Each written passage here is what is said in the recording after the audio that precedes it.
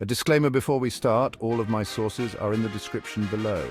Please keep in mind when you watch this video, there aren't any pictures of this ship, only a few paintings. This ship has a lot of service history, surprisingly. So I'll do 3 videos about it, breaking it down. This is purely out of passion. I get excited just thinking about these videos. I know people don't like AI voices. I don't use my real voice because 1, I don't have a subscription yet. 2, I'm not good at voiceovers at all. 3, I'm not comfortable having my voice out there. I have a stutter, ADHD, and a learning disability which makes it harder. I did a test and I'm on the autism spectrum. I can be nuts in real life, which makes people around me think I'm on drugs, but no, I just have a lot of energy inside. The point of my videos is to learn something, not to be entertained. So enjoy the video, like and subscribe. The mid-19th century was a time of unprecedented global connection. The Industrial Revolution fueled a demand for faster communication and transportation. Nations recognized the strategic importance of efficient steamships. Prussia, a rising power in Europe, saw an opportunity. Establishing reliable international shipping service would not only facilitate trade but also project Prussian influence abroad.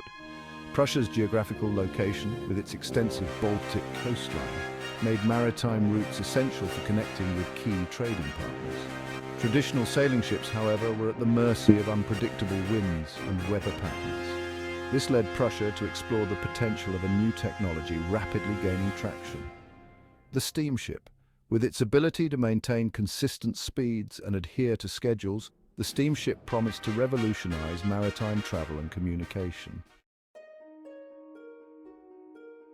Among Prussia's most crucial relationships was its connection with Russia. The two nations shared a significant trade and postal volume. Beginning in 1843, the Prussian Postal Service initiated negotiations with the Russian government to establish a regular line between St. Petersburg and Stettin. The agreement was finalized in 1845, which called for both countries to provide a steamship to service the route. An order for a vessel to meet Prussia's obligation to the project was placed, but the ship built in Britain in 1845 proved to be a failure on initial sea trials, and a replacement was ordered from the Ditchburn Mare shipyard in Blackwall, London, the following year. The vessel was named Preussischer Adler, meaning Prussian eagle, part of the coat of arms of Prussia. The ship was designed by the Prussian Navy's chief designer Karl Elbertshagen. The historians Hans Hildebrand, Albert Rohr, and Otto Steinmetz note that records of the initial owner of the vessel have not survived, but Elbertshagen's involvement suggests it was a state organization, though they point out that the Seehandlungsgesellschaft D, the Royal Merchant Shipping Organization, had already ceased its shipping operations. Preussischer Adler was a little bit over 185.5 feet long at the waterline and 1 inch short of 206 feet overall. She had a beam, a hair over 31.5 feet over the hull, and 53 feet and 2 inches over the paddle wheel. Her draft was exactly 11 feet, and she had a design displacement of 1,171 tons, 1,153 long tons, and a full load displacement of 1,430 tons, 1,410 long tons. Her hull was built with transverse iron frames that provided the internal structure for the iron hull planking and wood decks. The ship had a crew of 10 officers and 100 enlisted men.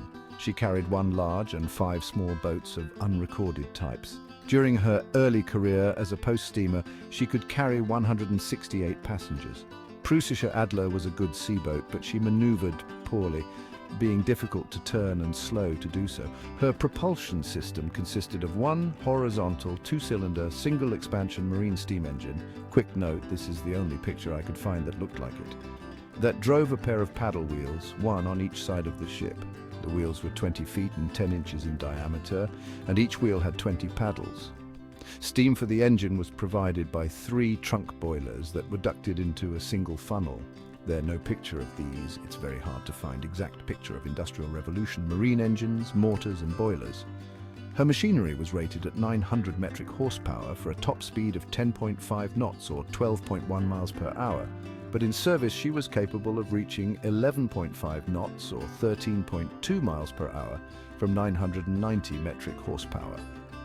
She had a coal storage capacity of 200 tons exactly, 200 long tons. To supplement the steam engines, the ship carried a topsail schooner rig with a total sail area of 600 per square meter, or 6,500 square foot, though the ship did not perform well under sail. The ship initially carried no armament.